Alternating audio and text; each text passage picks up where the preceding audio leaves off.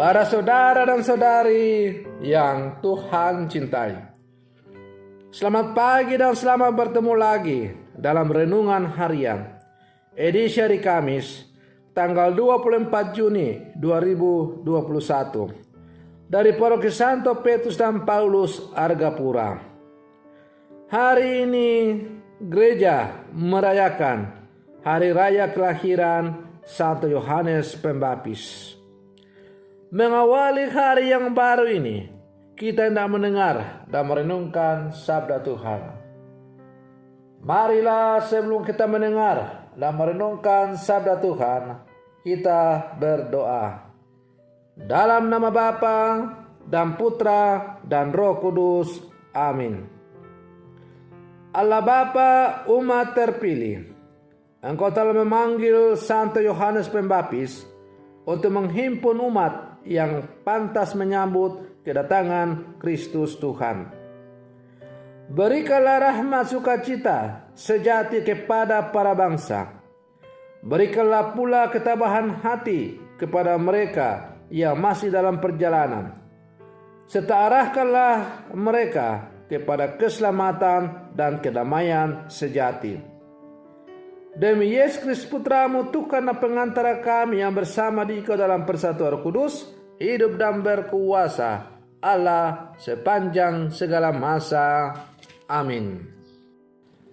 Para saudara dan saudari yang Tuhan cintai, sabda Tuhan yang hendak kita dengar dan kita renungkan untuk mengawali hari yang baru ini pada hari raya kelahiran Santo Yohanes Pembaptis diambil dari Injil Lukas pasal 7 ayat 57 sampai 66 dan dilanjutkan dengan ayat yang ke-80. Tuhan bersamamu. Inilah Injil Tuhan kita Yesus Kristus menurut Santo Lukas. Pada waktu itu genaplah bulannya bagi Elisabet untuk bersalin, dan ia melahirkan seorang anak laki-laki.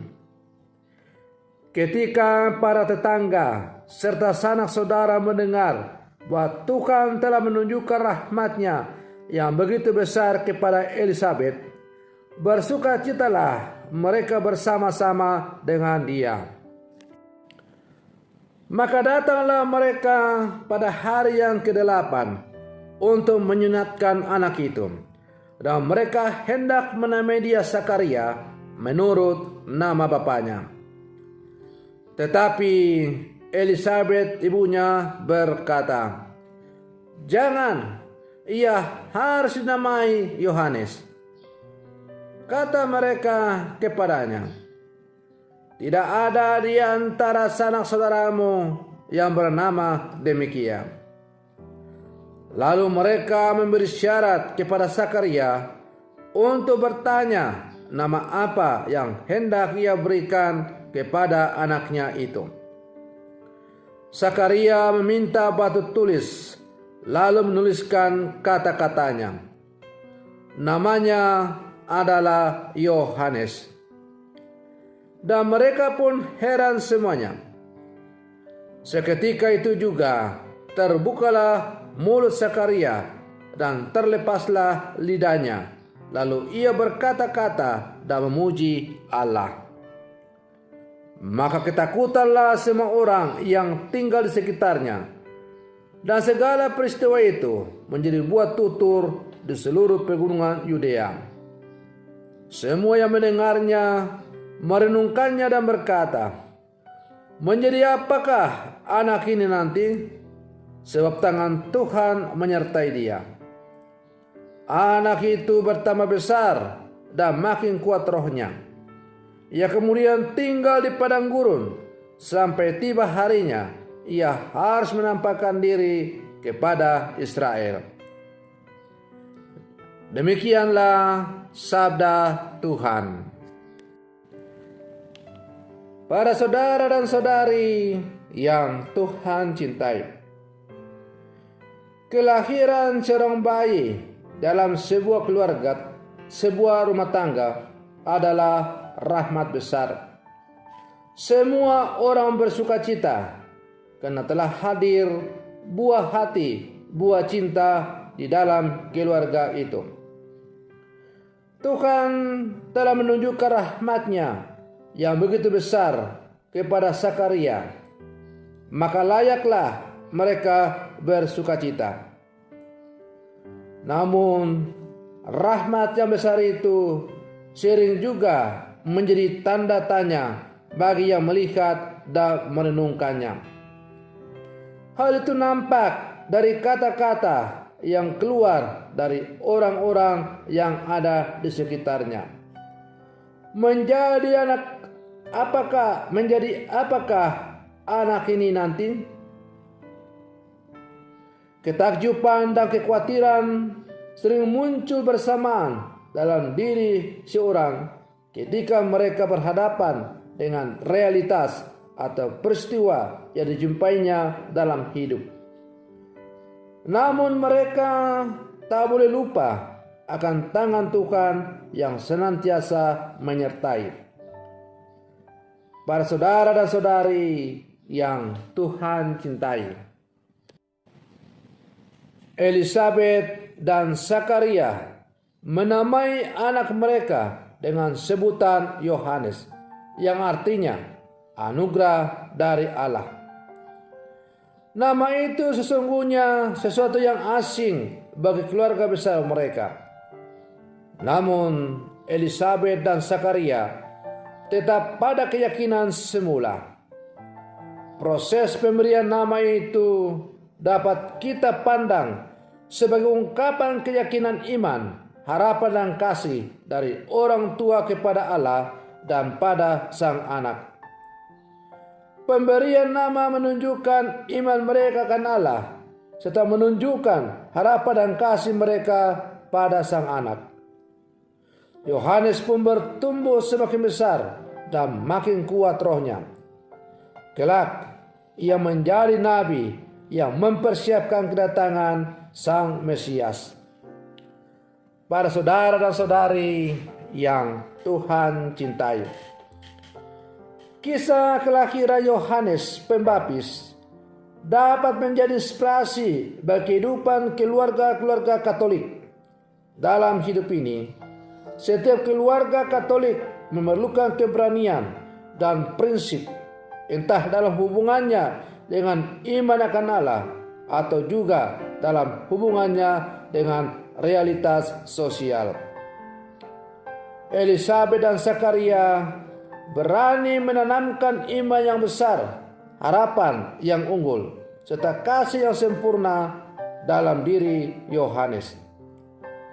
Karena itu, setiap keluarga Katolik harus mampu menjadi tempat yang subur bagi bertumbuhnya iman, harapan dan kasih akan Allah dan sesama dalam diri seorang anak.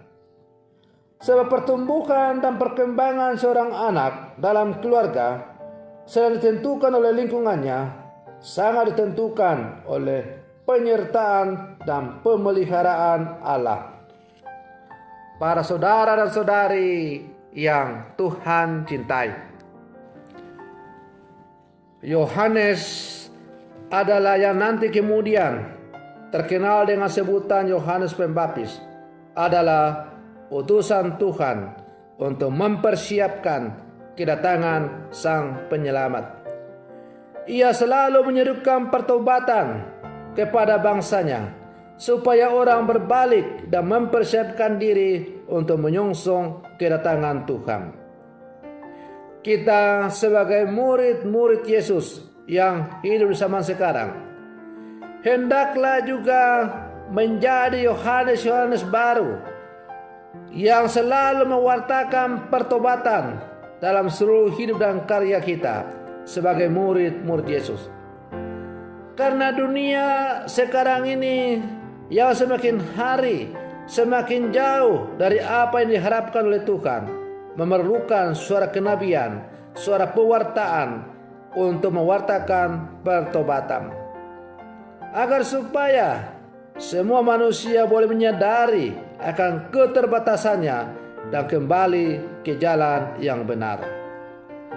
para saudara dan saudari yang Tuhan cintai. Warta pertobatan itu dimulai pertama-tama dalam lingkup yang paling kecil, yaitu di dalam keluarga, setiap keluarga Katolik, dalam kombas, dalam paroki, dan akhirnya dalam meluas dalam seluruh kehidupan kita. Warta pertobatan itu juga tidak perlu kita pikirkan yang muluk-muluk. Kita dimulai dengan hal-hal yang sepele. Bekerja dengan jujur, selalu membela kebenaran, dan lain-lain adalah salah satu cara untuk kita mewartakan tentang pertobatan dalam kehidupan kita. Maka marilah sebagai murid-murid Yesus yang hidup di zaman sekarang, kita terus mencontoh teladan Yohanes Pembaptis yang tiada henti-hentinya mewartakan tentang pertobatan dalam hidup ini. Semoga dengan selalu mewartakan pertobatan, maka dunia yang semakin edan ini lama-kelamaan akan kembali semakin mengarahkan diri kepada Tuhan. Tetapi juga kita mewartakan pertobatan yang terus-menerus. Kalau Yohanes Pembaptis mempersiapkan mewartakan pertobatan tentang kelahiran, kedatangan Sang Penyelamat yang pertama, maka kita pun sekarang harus setia mewartakan pertobatan untuk menyongsong kedatangan Tuhan yang kedua untuk mengadili seluruh orang hidup dan mati. Maka mari kita terus setia mewartakan tentang pertobatan dalam kehidupan kita. Semoga kita semakin layak disebut sebagai murid-murid Yesus. Semoga demikian. Selamat pagi para saudara dan saudari yang terkasih. Tuhan Yesus memberkati kita semua.